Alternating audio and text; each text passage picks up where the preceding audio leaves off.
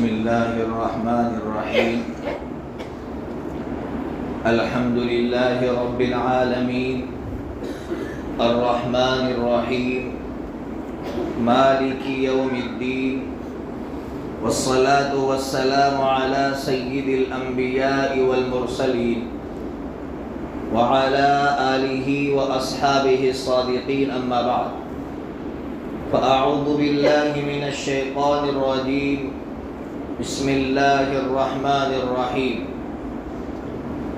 قل يا عبادي الذين أسرفوا على أنفسهم لا تقنطوا من رحمة الله إن الله يغفر الذنوب جميعا إنه هو الغفور الرحيم. صدق الله العظيم.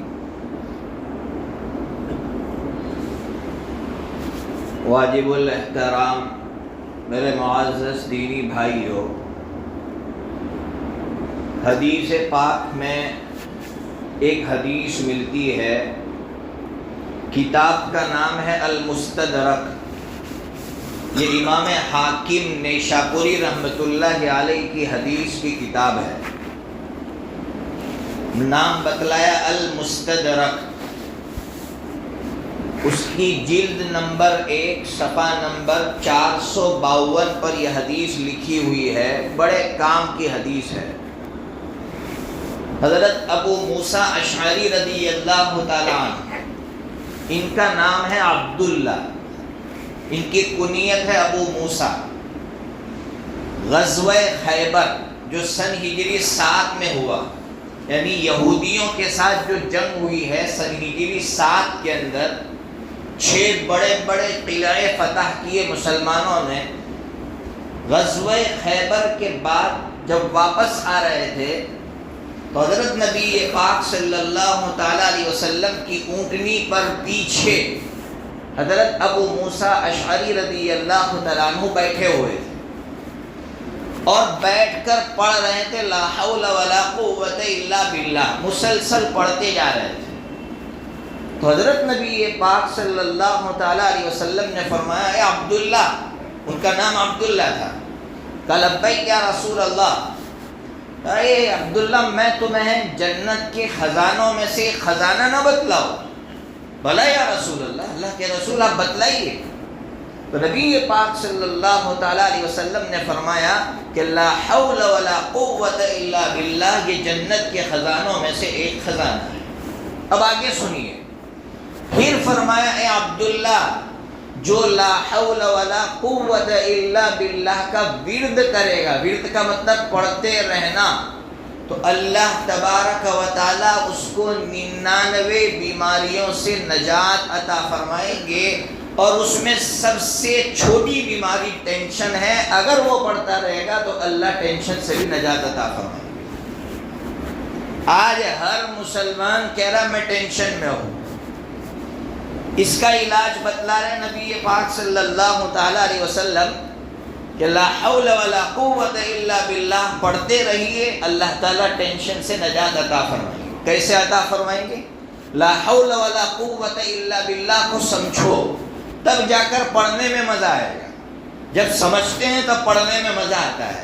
لا حول ولا قوت الا باللہ کا مطلب ہوتا ہے اللہ کسی نیکی پر آنے کی میرے اندر کوئی طاقت نہیں ہے جب تک تو نہ لائے، اور کسی گناہ سے بچنے کی میرے اندر طاقت نہیں ہے جب تک تو نہ بچائے. جب بندہ اس سوچ کے ساتھ پڑھے گا لا حول ولا قوت الا باللہ، تو پھر اللہ تبارک و تعالی اگر ہم سے کوئی اچھی چیز دور رہ گئی ہے نا، پھر بھی ٹینشن نہیں ہوگا، اس لیے کہ اللہ تبارک و تعالی نہیں چاہ رہا تھا وہ چیز نہیں ملی. تو پڑھیں گے نا بھائی، پڑھیے لا حول ولا قوت الا، بڑی طاقت ہے اس میں. میں ایک کتاب پڑھ رہا تھا حیات الحیوان، رونگٹا کھڑا کر دیتی ہے یہ بات. حیات الحیوان جو علامہ دمیری رحمۃ اللہ علیہ کی کتاب ہے، اس میں ایک واقعہ نقل کیا ہے علامہ دمیری رحمۃ اللہ علیہ نے. اور اس واقعے کو جب بھی ہم پڑھتے ہیں نا، یعنی بار بار اللہ سے توفیق مانگتے کہ اللہ اس واقعے کو پڑھنے کے بعد تو ہم حیران ہیں، اور شاید میرے خیال میں یہ واقعہ آپ نے سنا ہوگا.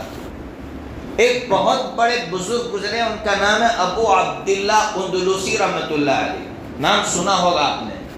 جنید بغدادی رحمۃ اللہ علیہ ان کے مرید تھے، شبلی جیسے بزرگ وہ ان کے مرید تھے، اتنا بڑا اللہ والا۔ ابو عبداللہ اندلسی رحمۃ اللہ علیہ جب چلتے تھے نا تو مریدین صرف 5-10 کی تعداد میں نہیں، ہزاروں لاکھوں کی تعداد میں پیچھے چلتے تھے۔ اتنا بڑا اللہ کا ولی ابو عبداللہ اندلسی عراق کی سرزمین پر پیدا ہوئے۔ ایک مرتبہ سفر کر رہے تھے، راستے میں چرچ نظر آیا، پھر آگے ایک مندر نظر آئی۔ اچانک آگے بڑھتے ہیں، ایک لڑکی پر نظر پڑتی ہے اور اس کو اپنا دل دے بیٹھتے ہیں، اور اپنے مریدین جو بڑی تعداد میں تھے ان سے کہتے تم یہاں سے چلے جاؤ، اللہ نے میرے اندر سے نور لے لیا ہے۔ مریدین پریشان، جب شیخ نے کہہ دیا سب واپس چلے گئے، لیکن شبلی جو تھے نا ان کو بہت تعلق تھا۔ شبلی نے کہا نہیں، 1 سال کے بعد شبلی کے دل میں آیا کہ شیخ کس حالت میں، چلو دیکھ کر آتے ہیں۔ بہت مختصراً واقعہ نقل کر رہا ہو۔ 1 سال کے بعد جب شبلی پہنچے اسی ایڈریس پر تو ان کو بتایا گیا کہ تمہارے شیخ جنگل میں جاؤ، وہاں سور چرا رہے ہیں۔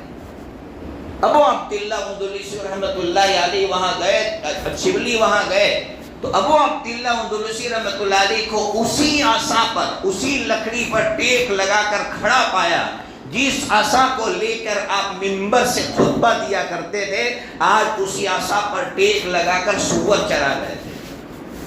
شبلی رو رہے ہیں، پہنچے اپنے شیخ کے پاس، شیخ کیا بات ہے، کیا ہو گیا؟ جب مریدین روئے تو شیخ بھی رونے لگے، روئے روئے روئے، اللہ تبارک و تعالیٰ نے دعا قبول کر لی اور جو چیزیں اللہ نے لی تھی واپس دے دی۔